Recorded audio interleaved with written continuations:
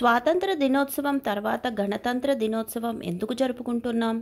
స్వాతంత్రం పొందిన దేశంగా భారతదేశం ఆగస్టు 15, 1947న బ్రిటిష్ పాలన నుండి విముక్తి పొందింది. అయితే ఒక దేశంగా మన గుర్తింపు, మన హక్కులు, బాధ్యతలు, నియమాలు ఏమిటో స్పష్టంగా తెలియజేసే ఒక రాజ్యాంగాన్ని మనం అమలులోకి తీసుకురావాల్సిన అవసరం ఉంది. అందుకే నవంబర్ 26, 1949న మన రాజ్యాంగం రూపొందించబడింది. 1950 జనవరి 26న భారత రాజ్యాంగం అమలులోకి వచ్చింది. ఈ రోజునే మనము గణతంత్ర దినోత్సవంగా జరుపుకుంటున్నాం. స్వాతంత్రం దినోత్సవం, గణతంత్ర దినోత్సవం గురించి క్లుప్తంగా తెలుసుకుందాం. స్వాతంత్ర దినోత్సవం బ్రిటిష్ పాలన నుండి భారతదేశం స్వాతంత్రం పొందిన చారిత్రాత్మక ఘటనను జరుపుకుంటున్నాం. గణతంత్ర దినోత్సవం భారత రాజ్యాంగం అమలులోకి వచ్చిన రోజున జరుపుకుంటున్నాం. ఈ రాజ్యాంగం మన హక్కులు, బాధ్యతలు, మన దేశ నిర్మాణానికి సంబంధించిన మూల సూత్రాలను స్పష్టంగా తెలియజేస్తోంది. రాజ్యాంగం మనకు కొన్ని ముఖ్యమైన హక్కులను కల్పిస్తుంది. సమానత్వ హక్కు, స్వేచ్ఛా హక్కు, వ్యక్తిగత స్వేచ్ఛా హక్కు, మత స్వేచ్ఛా హక్కు, విద్యా హక్కు. రాజ్యాంగం మన బాధ్యతలను కూడా గుర్తు చేస్తుంది. రాజ్యాంగాన్ని గౌరవించడం, చట్టాలను పాటించడం, మన దేశాన్ని ప్రేమించడం, ఇతర పౌరుల హక్కులను గౌరవించడం. 75వ గణతంత్ర దినోత్సవ చరిత్ర. 1950 జనవరి 26న మొట్టమొదటిసారిగా గణతంత్ర దినోత్సవం జరుపుకున్నాం. స్వాతంత్రం తర్వాత భారతదేశం 1947 ఆగస్టు 15న స్వాతంత్రం పొందిన తర్వాత భారతదేశం అనేక సవాళ్లను ఎదుర్కొంది. దేశాన్ని విభజించడం వల్ల కలిగిన అల్లర్లు, పునరావాసం, ఆర్థిక సంక్షోభం వంటివి కొన్ని. కానీ నాయకులు మరియు ప్రజలు కలిసి సృష్టించి చేసే భారతదేశాన్ని ఒక బలమైన జాత్యహర్ష దేశంగా తీర్చిదిద్దారు. రాజకీయ స్థిరీకరణ. జవహర్లాల్ నెహ్రూ మొట్టమొదటి ప్రధానమంత్రిగా ఆధ్వర్యంలో భారతదేశ పార్లమెంటరీ ప్రజాస్వామ్య వ్యవస్థను దృఢీకరించారు. 5 రాష్ట్రాల పునర్వ్యవస్థీకరణ, పంచవర్ష ప్రణాళికలు ద్వారా ఆర్థిక వృద్ధిని బాటలు వేసింది. స్వాతంత్ర తర్వాత భారత ఆర్థిక వృద్ధి నెమ్మదిగానే ఉన్నప్పటికీ క్రమంగా పురోగతి సాధించింది. వ్యవసాయ అభివృద్ధి పెరిగింది. పరిశ్రమలు అభివృద్ధి చెందాయి. ఇటీవల శతాబ్దాల్లో ఐటీ రంగం విప్లవాత్మక వృద్ధి సాధించాయి. భారత సమాజంలో అనేక సామాజిక మార్పులు చోటు చేసుకున్నాయి. మహిళా సాధికారత, విద్య, ఆరోగ్య రంగాల్లో గణనీయమైన పురోగతి జరిగింది. అయితే సామాజిక అసమానతలను, పేదరికం వంటి సవాళ్లు ఇప్పటికీ ఉన్నాయి. గణతంత్ర దినోత్సవం మరియు రాజ్యాంగం. స్వాతంత్రం పొందిన తర్వాత ఒక స్థిరమైన రాజ్యాంగం చాలా అవసరం. అందుకే 1946 డిసెంబర్ 9న రాజ్యాంగ సభ ఏర్పాటైంది. డాక్టర్ బిఆర్ అంబేద్కర్ నేతృత్వంలో రాజ్యాంగ సభ సుదీర్ఘ చర్చలు తర్వాత 1949 నవంబర్ 26న భారత రాజ్యాంగాన్ని ఆమోదించారు. రాజ్యాంగం యొక్క ప్రాముఖ్యత. భారత రాజ్యాంగం మన దేశానికి పునాది. ఇది ప్రజల హక్కులు, బాధ్యతలు, ప్రభుత్వ నిర్మాణానికి స్పష్టంగా తెలియజేస్తుంది. ఇది ప్రపంచంలోనే అతిపెద్ద రాజ్యాంగంగా కూడా గుర్తించారు.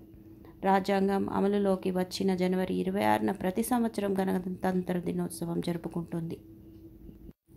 స్వాతంత్ర భారతదేశానికి ఒక స్థిరమైన పునాది వేయడానికి రాజ్యాంగ రచన అత్యంత కీలకమైన అంశం. 1946 డిసెంబర్ 9న ఏర్పాటైన రాజ్యాంగ సభ దాదాపు 3 సంవత్సరాల పాటు సాగిన చర్చల తర్వాత 1949 నవంబర్ 26న ప్రపంచంలోనే అతిపెద్ద రాజ్యాంగాన్ని ఆమోదించారు.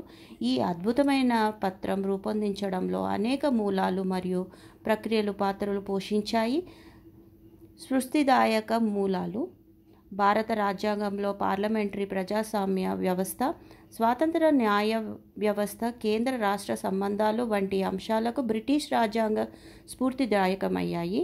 అయితే నిరంకుశ పాలనను నిరోధించడానికి 3వ భాగమైన కార్యనిర్వాహక అధికారాలను బలోపేతం చేశారు. భారత రాజ్యాంగంలో ఫెడరల్ వ్యవస్థ, రాష్ట్రపతి పదవి వంటి అంశాలు అమెరికా రాజ్యాంగం నుండి స్ఫూర్తి పొందాయి. అయితే భారతదేశంలో పార్లమెంటు యొక్క అధికారాలు బలంగా ఉండేలా డిజైన్ చేశారు. ప్రాథమిక హక్కుల రూపకల్పనలో ఐర్లాండ్ రాజ్యాంగం నుండి స్ఫూర్తి పొందడానికి ప్రజలు ప్రాథమిక హక్కులను రక్షణ కల్పించడం భారత రాజ్యాంగంలో ప్రధాన ప్రాధాన్యత తీసుకున్నారు. గౌతబుద్ధ అశోకుడు యొక్క ఆదర్శాలు, నైతిక విలువలు, సహనం, సమానత్వం వంటి ఆదర్శాలు బుద్ధ అశోకుడు రాజ్యాంగ రచనకు స్ఫూర్తిదాయకంగా ఉన్నాయి. ప్రక్రియ: రాజ్యాంగ సభ చర్చలు. 308 మంది సభ్యులు కలిగిన రాజ్యాంగ సభ సుదీర్ఘ చర్చల తర్వాత రాజ్యాంగాన్ని రూపొందించింది.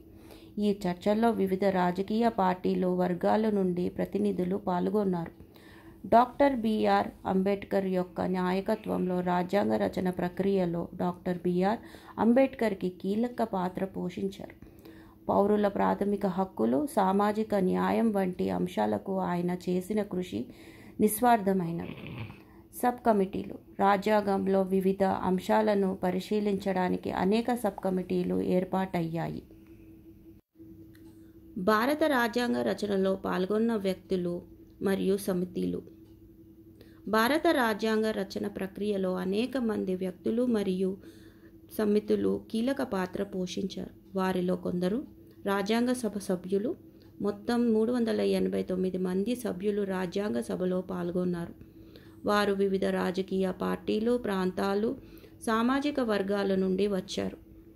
జవహర్లాల్ నెహ్రూ, సర్దార్ వల్లభాయ్ పటేల్, బిఆర్ అంబేద్కర్, రాజేంద్ర ప్రసాద్, మౌలానా అబ్దుల్ కలాం ఆజాద్ వంటి ప్రముఖ నాయకులు సభ్యులుగా ఉన్నారు.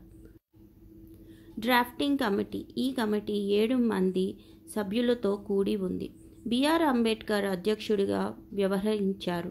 ఇతర సభ్యులతో అల్లాడి కృష్ణస్వామి అయ్యర్, ఎన్ మాధవరావు, టిటి కృష్ణకుమాచారి, మహబూబ్ జైదుల్లా, బిఎస్ రావు, కెఎం మున్షి. రాజ్యాంగ డ్రాఫ్ట్ రూపొందించడం ఈ కమిటీ బాధ్యత. సలహా సంఘాలు మరియు ప్రత్యేక కమిటీలు. రాజ్యాంగంలోని వివిధ అంశాలను పరిశీలించడానికి అనేక సలహా సంఘాలు మరియు ప్రత్యేక కమిటీలు ఏర్పాటయ్యాయి. మైనారిటీ హక్కులు, ఆర్థిక విధానం, న్యాయ వ్యవస్థ వంటి విషయాలపై ఈ కమిటీలు సలహాలు ఇచ్చాయి. Doctor B R Ambedkar. రాజ్యాంగ రచనలో బిఆర్ అంబేద్కర్ కీలక పాత్ర పోషించారు. డ్రాఫ్టింగ్ కమిటీ అధ్యక్షుడిగా ఆయన రాజ్యాంగ డ్రాఫ్ట్ను రూపొందించడంలో ప్రధాన బాధ్యత వహించారు. పౌరుల ప్రాథమిక హక్కులను, సామాజిక న్యాయం వంటి అంశాలను ఆయన చేసిన కృషి నిస్వార్థమైనది. ఇతర వ్యక్తులు. అనేక మంది న్యాయమూర్తులు, పండితులు, రాజకీయవేత్తలు రాజ్యాంగ చర్చల్లో పాల్గొన్నారు. బ్రిటిష్ రాజ్యాంగ నిపుణులు కూడా సలహాలు అందించారు. రాజ్యాంగ రచన ప్రక్రియ ప్రజాస్వామ్య బాధ్యత, చర్చలు ఫలితము సమానత్వము, స్వేచ్ఛ, న్యాయం వంటి విలువలకు కట్టుబడి ఒక బలమైన, స్థిరమైన దేశంగా భారతదేశాన్ని తీర్చిదిద్దే లక్ష్యంతో అనేక మంది కలిసి కృషి చేశారు. ఇప్పుడు చాలా క్లియర్గా independence day and republic day గురించి తెలుసుకుందాం. స్వాతంత్ర దినోత్సవం మరియు గణతంత్ర దినోత్సవం మధ్య తేడాలు. భారతదేశంలో 2 ముఖ్యమైన జాతీయ పండుగలు జరుపుకుంటున్నాం. స్వాతంత్ర దినోత్సవం ఆగస్టు 15న మరియు గణతంత్ర దినోత్సవం జనవరి 26న. ఈ 2 పండుగలు దేశ చరిత్రలో కీలకమైన ఘటనలను గుర్తు చేస్తాయి, కానీ వాటి మధ్య కొన్ని ముఖ్యమైన తేడాలు కూడా ఉన్నాయి. జరుపుకునే రోజులు. స్వాతంత్ర దినోత్సవం ఇండిపెండెన్స్ డే ప్రతి సంవత్సరం ఆగస్టు 15న జరుపుకుంటున్నాం. ఈరోజు 1947లో బ్రిటిష్ పాలన నుండి భారతదేశం స్వాతంత్రం పొందింది. గణతంత్ర దినోత్సవం ప్రతి సంవత్సరం జనవరి 26న జరుపుకుంటున్నాం. ఈరోజు 1950లో భారత రాజ్యాంగం అమలులోకి వచ్చింది. కారణం స్వాతంత్ర దినోత్సవం బ్రిటిష్ పాలన నుండి స్వాతంత్రం పొందిన చారిత్రాత్మక ఘటనను ఈ పండుగ గుర్తు చేస్తోంది. గణతంత్ర దినోత్సవం భారతదేశం ఒక గణతంత్ర రాజ్యంగా అవతరించిన కీలకమైన మైలురాయి ఈ పండుగ గుర్తు చేస్తోంది.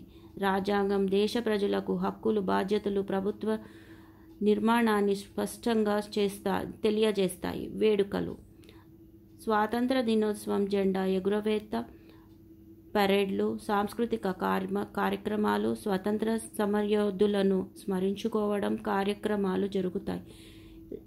గణతంత్ర దినోత్సవం నాడు కూడా జెండా ఎగురవేస్తారు. అధికారిక పరేడ్లు, అలంకృతి, రాజధాని నగరాలు, భారత విజయాలను ప్రదర్శించే కార్యక్రమాలు జరుగుతాయి. ప్రాముఖ్యత: స్వాతంత్ర దినోత్సవం దేశభక్తి, స్వాతంత్ర విలువలు, దేశాభివృద్ధి లక్ష్యం వైపు మన దృష్టిని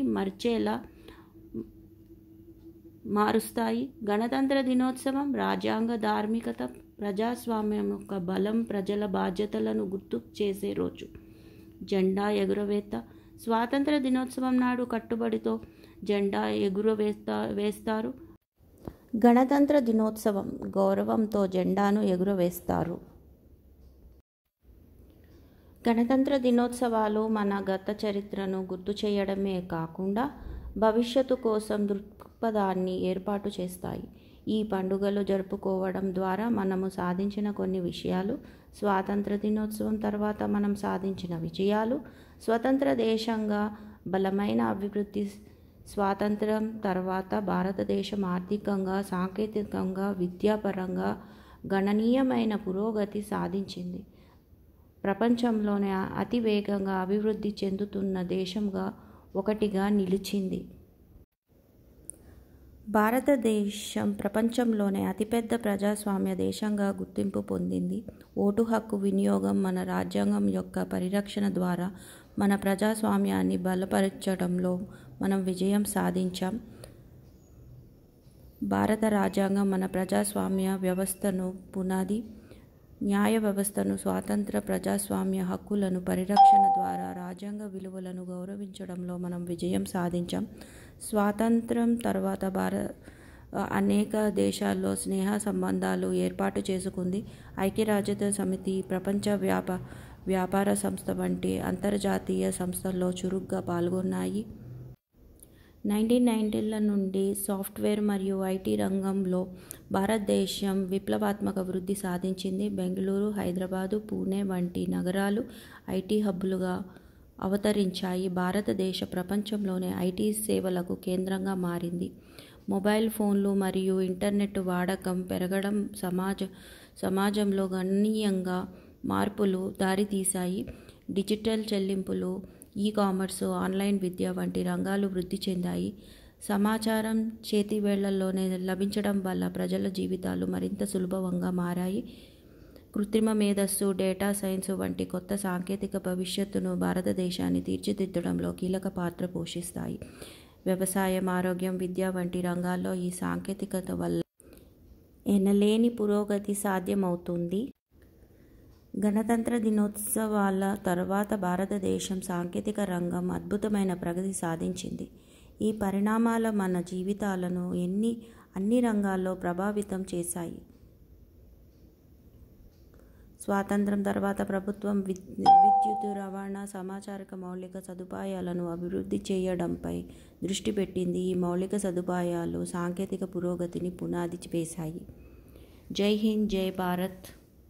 అందరికీ మళ్ళీ 75వ గణతంత్ర దినోత్సవ శుభాకాంక్షలు.